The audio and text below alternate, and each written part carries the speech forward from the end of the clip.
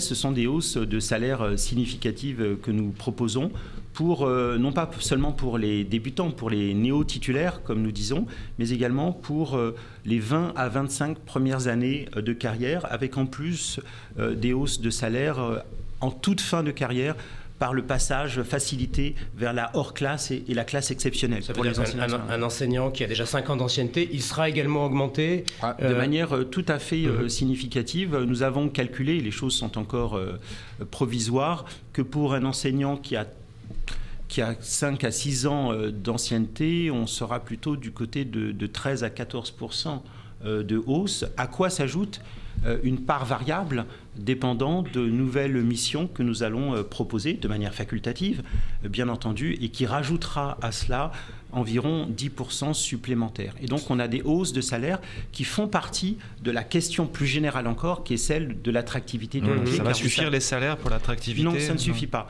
Vous savez, à l'échelle de l'Europe, tous les pays, sauf 2, ont des difficultés de ce côté.